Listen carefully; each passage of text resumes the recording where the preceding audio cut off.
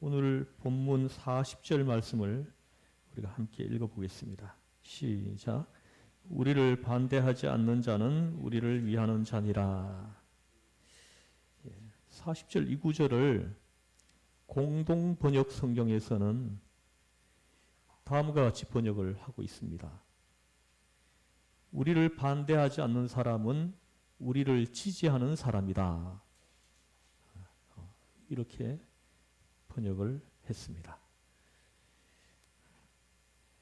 예수님을 따르는 제자들, 열심을 다해서 예수님을 따르는 제자들에게 얼마든지 있을 수 있는 문제에 대해서 오늘 주님께서 오늘 말씀하시는 것입니다. 열심이 없는 사람들에게 있는 문제가 아닙니다. 열심이 있는 사람, 특별히 예수님의 제자가 되겠다고 하는 사람, 몸과 마음을 다 바쳐서 주님을 쫓는 사람들에게 늘상 있는 문제인 것입니다. 예수님을 쫓는 그 선한 행위 속에 시험이 있다는 것입니다. 무릇 시험이란 게으른 사람에게만 있는 것이 아닙니다. 열심 없는 사람에게만 시험이 있는 게 아닙니다. 특별한 열심이 있을 때 그 특별한 열심이 더 큰 문제가 되는 때가 있다는 것을 오늘 예수님은 우리에게 말씀하십니다. 예수님께서는 오늘 본문에서 예수님을 따르는 사람들이면 반드시 주의해야 할 점을 몇 가지 말씀하십니다. 그 첫째로 문제되는 것이 그 지배욕입니다. 33절에서 37절까지 한 절 한 절 한번 읽어보겠습니다. 33절부터요. 시작. 가버나움에 이르러 집에 계실새 제자들에게 물으시되 너희가 길에서 서로 토론한 것이 무엇이냐 하시되 그들이 잠잠하니 이는 길에서 서로 누가 크냐 하고 예수께서 하면 뭇사람의 끝이 되며 뭇사람을 섬기는 자가 되어야 하리라 하고 어린아이 하나를 데려다가 그들 가운데 세우시고 안으시며 제자들에게 이르시되 누구든지 내 이름으로 어린 영접하면 곧 나를 영접함이요 누구든지 나를 영접하면 나를 영접함이 아니요 나를 보내신 이를 영접함이니라. 아멘. 예수님하고 제자들이 그 가버나움이라는 동네에 들어가셨을 때 예수님이 제자들에게 지금 물어보는 겁니다. 너희가 길에서 서로 토론한 것이 무엇이냐? 그들이 잠잠하니 합니다. 아무 말을 하지 않고 있습니다. 그 이유가 길에서 서로 누가 크냐 하고 쟁론하였음이라 이렇게 말씀합니다. 다시 말하면 누가 첫 번째 제자고 누가 두 번째 제자냐. 이것 때문에 논쟁이 있었다는 거죠.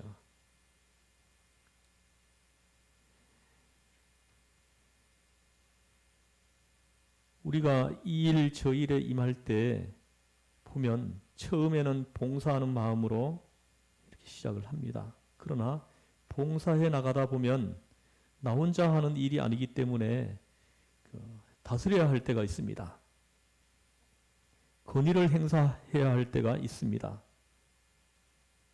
그러느라면 불식간에 그 지배를 하게 되고 따라서 지배욕에 빠지기 일수입니다. 많은 사람을 다스리려고 합니다. 더 많은 사람에게 영향력을 행사하려고 합니다. 그러는 사이에 어느 결인지 모르게 스스로 지배욕의 노예가 되고 마는 것입니다. 이제는 내가 봉사를 하는 것이 아니라 남을 부리려고 하는 것입니다. 어려운 일은 남에게만 떠넘깁니다. 봉사자된 정신과 마음은 흐지부지되고 그 지배자로 군림하는 자세만 남게 됩니다. 오늘 본문에 나오는 제자들의 그 영적 상태를 말씀하시는 것입니다. 두 번째로 문제가 되는 것은 경쟁심입니다. 제가 이번에 지금 중국 북경에서 동계 올림픽이 지금 아직도 진행되고 있는데요. 그 피겨 스케이팅 그 은메달리스트 투르소바라는 사람, 그 러시아 선수인데 여러분 그 기사를 본 적이 있을 겁니다. 그 투르소바가 은메달을 따면서 막 불같이 화를 내는 거예요. 자기가 금메달을 따야 되는데 은메달을 땄다는 거죠. 그 금메달을 딴 사람이 누구냐 하면 바로 같이 훈련했던 러시아 같은 동료예요. 러시아 사람이 둘 금메달, 은메달을 다 딴 거예요. 땄는데 은메달 딴 사람이 불같이 화를 내면서 금메달은 내 건데 그 다른 사람이 가져갔다 이거죠. 그래서 네 바퀴 피리릭 도는 거 있죠, 그죠? 피리릭 도는 걸 이걸 네 번 성공시킨 사람은 자기밖에 없다는 거죠. 근데 금메달이 다른 사람한테 돌아갔다는 거예요. 그래가지고 막 화를 얼마나 내는지, 그것이 그냥 그 화면에도 잡히더라고요. 이 경쟁심, 이게 아주 무서운 겁니다. 사람을 죽게 할 수도 있습니다. 아주 무서운 시험입니다. 이 시험에 빠짐으로 열심 있는 사람끼리 부딪히게 되는 것입니다. 누가 으뜸이냐, 누가 더 크냐. 예수님께서는 누구를 더 사랑하시느냐, 누구를 더 인정해 주시느냐. 복잡하게 부닥칩니다. 교회 직분을 두고도 으뜸을 가지고 따집니다. 우리 교회에는 그런 것이 없지만 좀 큰 교회 가보니까 소위 수석장로라는 명칭이 있더라고요. 수석장로. 저는 그걸 볼 때 참 맹랑한 명칭이다 이런 생각을 해본 적이 있습니다. 수석이라니요. 무엇 때문에 이런 소리가 나오는 것인지 알다가도 모를 일입니다. 수석 놓고 경쟁을 합니다. 누가 먼저냐, 누가 제일이냐. 이런 일이 무서운 시험의 원인이 되는 것입니다. 이런 것 때문에 막 다투고 이렇게 하는 사람들도 많이 있습니다. 굉장히 미워해요. 예수님의 제자 되어 이런 경쟁 심리를 극복하지 못하였다면 참 제자일 수가 없습니다. 이런 경쟁심이 있는 사람들은 이모저모로 자꾸 시험을 받습니다. 그리고 세 번째는 독점력이 문제가 됩니다. 사람마다 독점을 하고자 하는 욕심이 있습니다. 이 또한 여간 큰 문제가 아닌 것입니다. 오늘 본문 38절을 한번 같이 읽어보겠습니다. 시작. 선생님 따르지 않는 어떤 자가 주의 이름으로 귀신을 내쫓는 것을 우리가 보고 우리를 따지 아니하므로 금하였나이다. 요한이 예수님께 한 말이지만 어디 요한만 그러겠습니까? 제자들은 저마다 예수님을 독점하려고 했습니다. 마가복음 10장에 가면 나오지만 마태복음 20장에도 기록되어 있습니다. 그 세베대의 두 아들 야고보, 요한, 예수님의 두 제자입니다.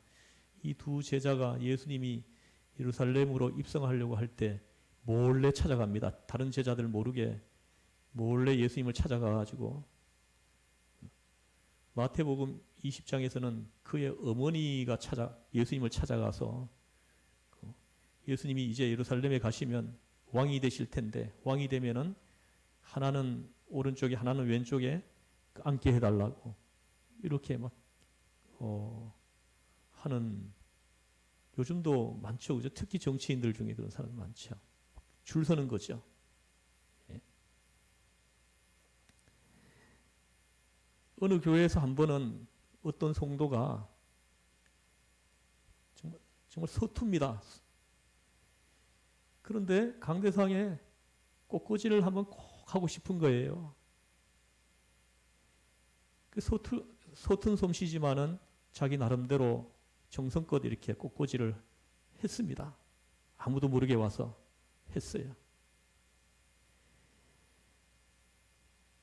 그런데 이 꽃꽂이를 늘상 하던 집사님이 나타나서 꽃꽂이 해놓은 걸 이렇게 보더니 옆구리에 손을 탁 얹고는 하는 말이 이게 뭐야? 이게 꽃꽂이라고 해놨나? 당장 치워버려. 그렇게 했다는 겁니다. 초라할 망정 일껏 정성 들여 해다 놓은 그 꽃을 다 치워버리고는 새로 돈을 많이 들여서 화려하게 치장한 다른 꽃을 가져다 놓았다는 것입니다. 아니나 다를까 그 다음 날에는 난리가 났죠. 교회가 온통 큰 시험에 빠졌습니다. 더구나 그 처음 그 초라하게 꽃꽂이 해놓았던 사람은 가난한 사람인가 가난한 사람인지였습니다. 그래서 더욱 큰 문제가 되었던 것입니다. 자기는 꽃꽂이 꼭 하고 싶어가지고 해놨는데 그렇게 된 거예요. 우리는 선한 사업도 독점하는 것은 죄가 된다는 것을 우리가 알고 살아야 합니다. 나 혼자만 하겠다는 것, 나 아니면 안 된다고 교만하는 것, 봉사자들이 조심하고 또 조심해야 할 부분입니다. 오늘 본문의 요한이 바로 그런 사람입니다. 독점하려고 하는 사람입니다. 또한 열심인 사람, 남보다 먼저 믿었다고 하는 사람이 다른 사람에게 걸림돌이 되는 경우가 있다는 것을 우리는 잊지 말 것입니다. 오늘 42절을 한번 보겠습니다. 오늘 본문은 아니지만 한번 읽어보겠습니다. 시작. 또 누구든지 나를 믿는 이 작은 자들 중 하나라도 실족하게 하면 차라리 연자 맷돌이 그 목에 매어 바다에 던져지는 것이 나으리라. 여러분, 이 말씀을 마음에 잘 새기셔야 됩니다. 굉장히 무서운 그 심판의 그 말씀이에요. 그 실족해 하는 일이 없을 수는 없겠지만은 있게 하는 자는 심판이 있을 것이다. 이렇게 말씀하시는 거예요. 나 때문에 누군가가 믿음에서 떠나게 되는 일이 생기게 해서는 안 된다. 이런 말씀입니다. 이런 경우가 참 많습니다.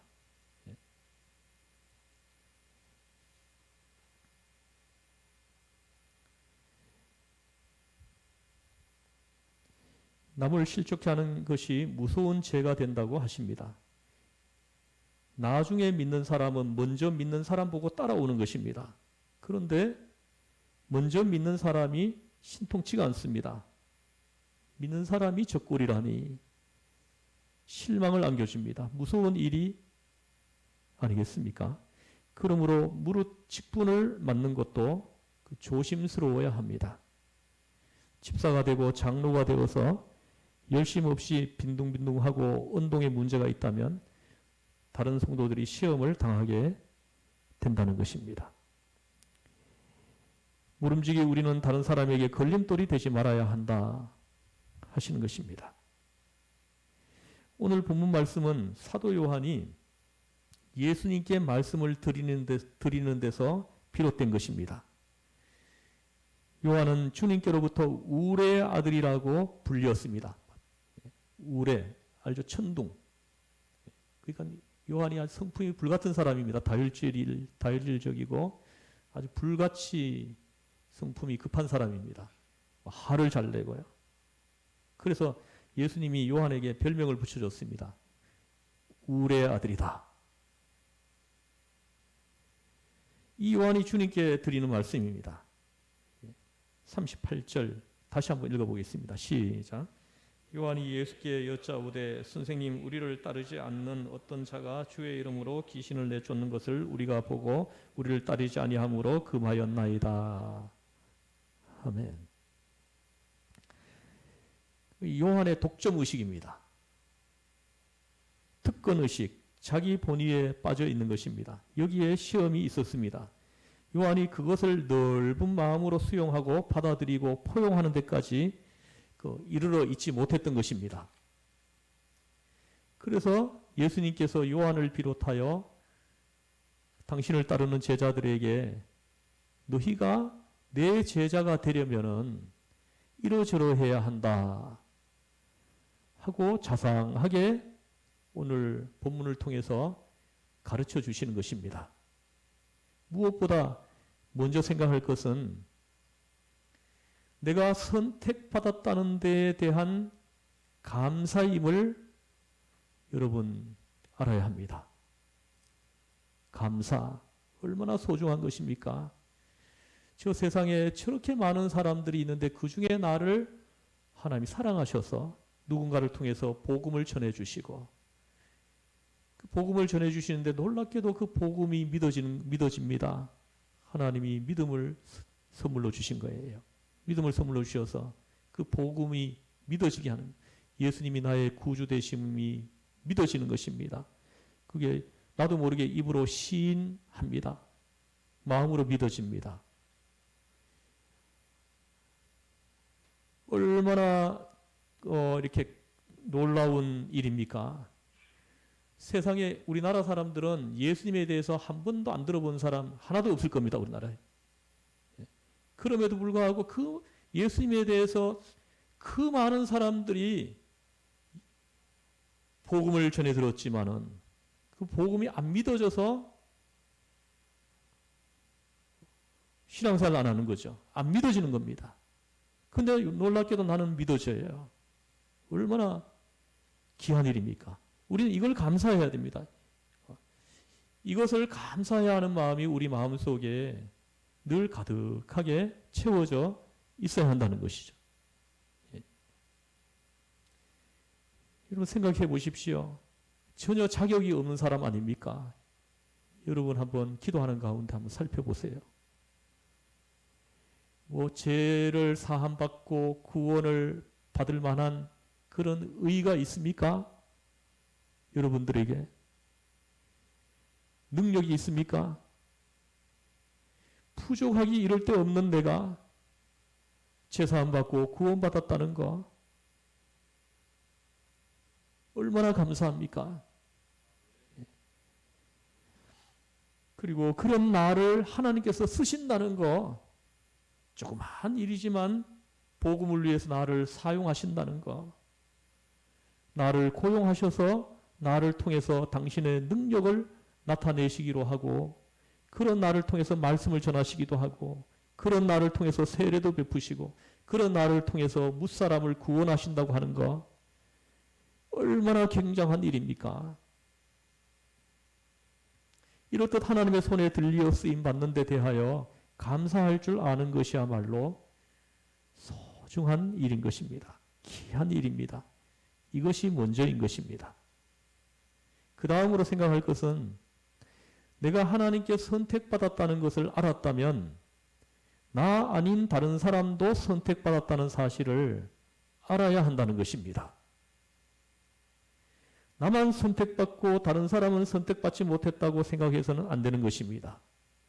오늘 본문의 요한을 보십시오. 자기만 선택받았다는 이런 생각을 가지고 있는 것입니다. 다른 사람을 배척하는 거예요.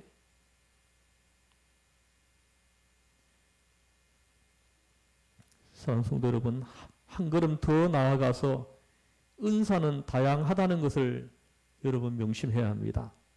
우리가 받은 은사가 다 틀려요. 같은 은사를 받은 사람도 혹 있겠지만은 그 받은 은사가 각 사람마다 틀린 겁니다. 그래서 받은 은사대로 우리는 공동체를 위해 수고하고 봉사하고 복음을 전하는 것입니다.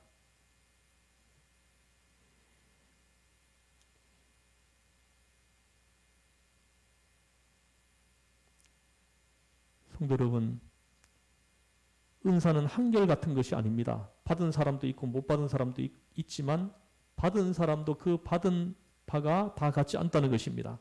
사도 바울이 고린도전서 12장에서 14장에서 누누이 말씀하지 않습니까? 주님은 하나지만 은사는 다르다. 우리가 경외하고 섬기고 예배하는 주님은 한 분이시지만은 그분을 섬기는 우리 모두가 받은 은사는 각자 틀리다는 걸 얘기하는 것입니다. 이걸 우리가 인정하면, 인식하면 우리가 경쟁할 일이 안 생기는 겁니다. 독점이 안 생기는 거예요.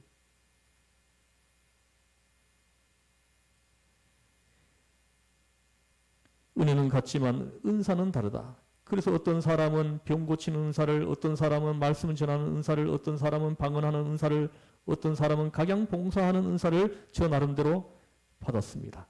은혜는 같지만 은사는 이렇게 다른 것입니다. 그렇다면 내가 받은 은사를 소중히 여김과 함께 저분이 받은 은사도 인정해야 하는 것이 아니냐 하시는 겁니다. 나와 꼭 같아야 된다는 법이 없습니다. 같아서도 안 되고요. 하나님께서는 각 사람을 위하여 각 사람에게 적합한 방법으로 역사하시니까요. 우리가 이걸 깊이 생각해야 합니다. 어떤 분은 우리 공동체에 가만히 서 있어 주기만 해도 공동체에 은혜를 끼쳐주는 사람들이 있어요. 아무 말도 안 하고 아무것도 한 것이 없는 것 같은데도 가만히 서 있기만 해도 공동체 지체들에게 선한 영향을 끼치는 분이 있습니다. 그분은 그것이 은사예요.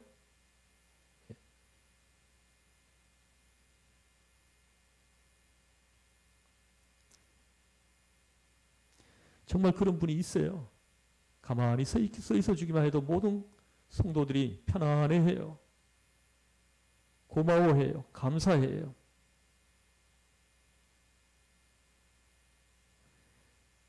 어떤 분은 봉사하는 은사를, 어떤 분은 신방 잘하는 은사를, 어떤 분은 친교의 은사를 받아서 많은 사람을 주님 앞으로 인도합니다. 저분은 사랑의 은사를, 저분은 인내의 은사를 받았습니다.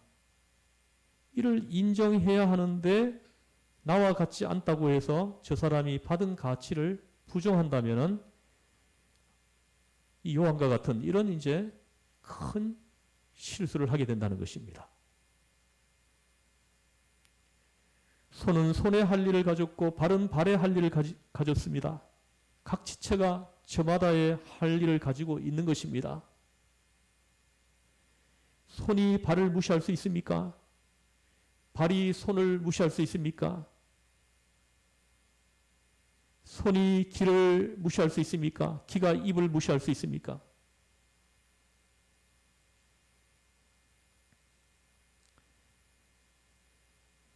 은사의 다양성과 서로의 유기적 관계를 인정하고 서로 소중히 여겨줘야 한다는 것입니다. 나아가서 우리는 다른 사람의 성공을 함께 기뻐할 줄 알아야 합니다. 아까도 잠깐 얘기했지만 그 투르소바라는 그 피겨스케이팅 그 러시아 선수 같은 동료 선수 아닙니까? 같은 러시아 팀. 그 금메달 딴 그 동료의 그 금메달을 진심으로 좀 이렇게 기뻐해 줬으면, 축하해 줬으면은 얼마나 좋았겠습니까? 그걸 못 하는 거예요. 심지어는 본인 의지는 어떤 것인지 모르겠지만은 이렇게 선물을 받는데 가운데 손가락을 이렇게 펼쳐가지고 그게 막 신문에 크게 났더라고 보니까. 그건 이렇게 채점한 사람들을 욕을 한 것이 아니냐 이렇게 분석을 했는데 본인이 말을 안 하니까는 잘 정확하게 알 수는 없지만은 이 다른 사람 성공을 기뻐할 줄 모릅니다. 여러분 보십시오. 그 38절 아까 벌써 두 번이나 읽었지 않습니까? 주님의 이름으로 귀신을 쫓아내는 것을 사도 요한이 봤습니다. 보았으면은 주의 이름으로 역사가 나타났으니 함께 기뻐할 일이 아닙니까? 나와 같지 않다고 정죄해서는 안 되는 것입니다. 이 다른 사람의 성공에도 나의 일인 양 기뻐할 줄 아는 넓은 마음이 필요한 것입니다. 우리는 흔히 고난의 공감대를 이루어야 한다는 말은 쉽게 해요. 다른 사람들이 잘 안 되었을 때, 다른 사람들이 실패했을 때, 다른 사람들이 실수했을 때 이럴 때는요, 공감을 그래도 비교적 잘해줍니다. 잘해줘요. 같이 울어주기도 하고. 근데 나에게 슬프고 괴로운 일이 있지만 남에게 있는 기쁜 일을 생각해서 내 고통을 내색하지 않고 그쪽의 기쁨을 함께 누리는 것, 내 언짢음을 표현하지 않고 내 슬픔을 내색하지 않고 그 기쁨의 분위기를 남의 일인 양 누릴 수 있다면 과연 이것은 성인들만이 누리는 경지일까요? 성인들에게만 해당되는 일일까요?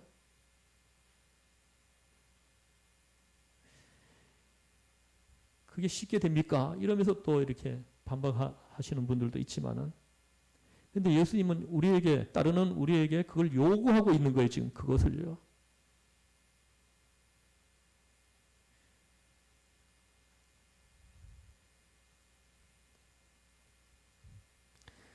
참으로 귀한 이런 마음이 우리 믿는 자의 보람이기도 한 것입니다.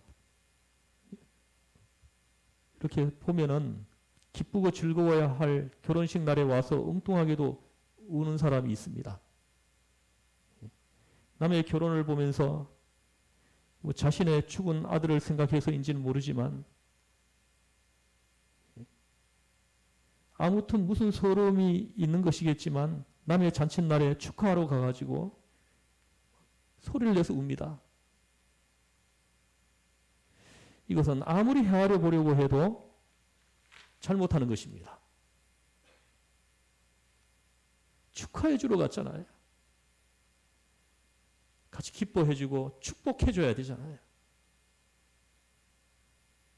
우리는 분명히 알아야 합니다. 남의 성공을 기뻐할 줄 알아야 합니다. 정말 이거 쉽지 않습니다. 슬픈 일은 함께 해주기가 그래도 좀 쉬운데 상대방이 잘 되는 일은 이거 함께 해주기가 쉽지 않다는 거예요. 그런데 예수님 오늘 말씀하십니다. 상대방이 잘 되고 내가 못 되더라도 상대방이 잘 된 것을 기뻐해주고 함께 해주라는 것이에요. 근데 이게 왜 안 되는 겁니까? 그것이 경쟁심 때문입니다. 우리는 알게 모르게 우리 안에 이 경쟁심이 있어요. 이 경쟁심이 우리 안에 이렇게 자리 잡고 있어가지고 그것이 그걸 못하게 하는 겁니다. 예수님이 요구하시는 그것을 이루어드리지 못하게 하는 것입니다. 여러분 자유하시기를 주 예수 이름으로 축원합니다. 복음 안에서 예수 안에서 우리가 자유하기를 주의 이름으로 축복합니다. 그러면은 경쟁심이 소멸될 것입니다.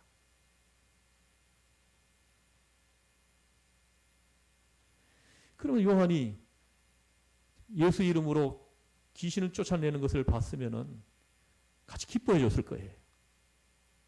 같이 기뻐해 줬겠죠. 근데 그걸 기뻐하지 못하고 막 못하게 막아버리는 거예요, 강제로.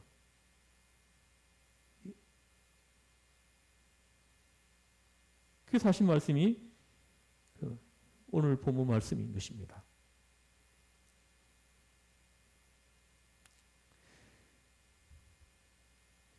건강 백서를 하나 읽어봤는데요.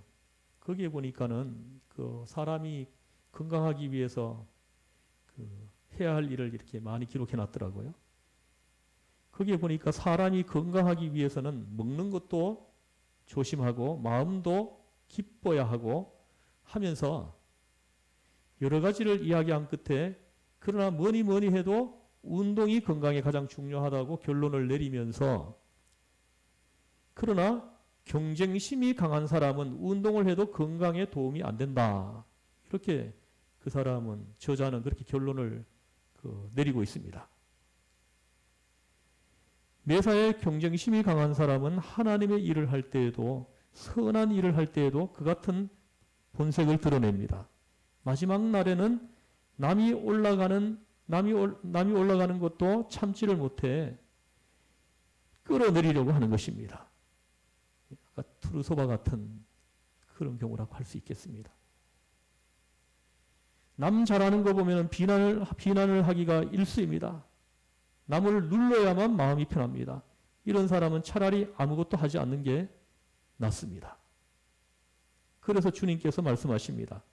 경쟁의식의 노예가 되지 말아라 하시는 겁니다. 모름지기 다른 사람의 일을 인정할 줄 알아야 합니다.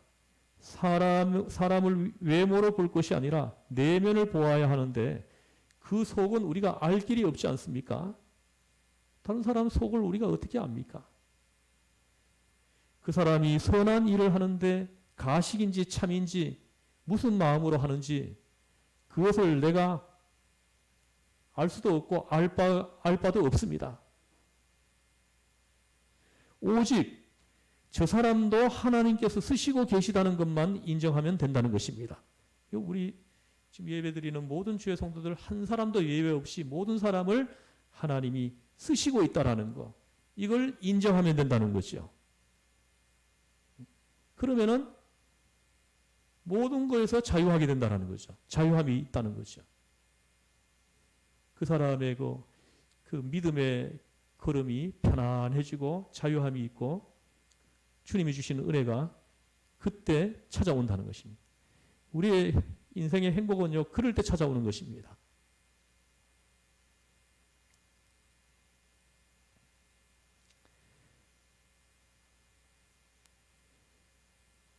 내가 알고 있는 그 사람의 삶이 내 마음에 들건 안 들건 우리를 따르지 않는 그 사람이지만, 그가 주님의 이름으로 귀신을 내어 쫓는 것을 보았으면은 그가 우리를 따르는 사람이건 안 따르는 사람이건 나와 의견을 같이 하건 안 하건 하나님께서 저를 통해 역사하시는 것이니 그것을 인정해 주어야 하는 것입니다. 하나님께서 사랑하시는데 내가 미워할 수 없습니다. 하나님께서 쓰시는 일을 내가 비난하면 안 되는 것입니다. 저를 통해서 하나님께서 역사하시는 것을 분명히 보면서 이를 비난한다면 어떻게 되어 있습니까? 그것은 하나님을 비난하는 것이 되는 거죠. 38절을 다시 보십시오. 우리를 따르지 아니함으로 금하였나이다. 말이 안 되는 것입니다. 나하고 생각이 틀리다고?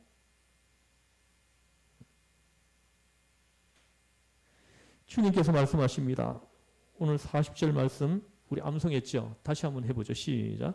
우리를 반대하지 않는 자는 우리를 위하는 자니라. 무슨 말씀입니까? 이것은 우리 예수님을 따르는 그 제자들이 그 신앙적 도량, 그 넓은 마음을 예수님께서 요구하시는 것입니다. 내 생각에는 조금 부족한 것도 같고 조금 다른 것도 같고 우리와 한 팀이 아닌 것 같겠지만 분명히 주 나의 이름으로 귀신을 쫓은 것인데 나의 능력이 그를 통해 가지고 지금 역사한 것인데 너희가 어찌 금하고 말고 한단 말이냐. 지금 이렇게 말씀하시는 것입니다.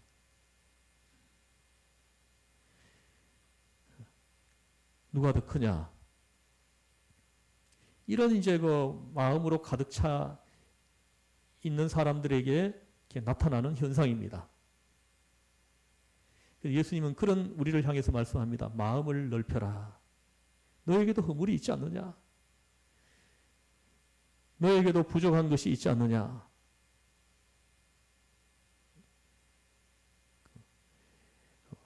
마음을 넓혀라 하심인 것입니다. 신앙적 포용을 요구하시는 것입니다. 그리스도 중심의 덕성을 우리한테 일깨워 주시는 것입니다. 그런 덕성을 가지고 넓은 마음을 가지고 너희는 나를 따르라 하시는 것입니다. 우리 이제 기도하겠습니다. 하나님 아버지,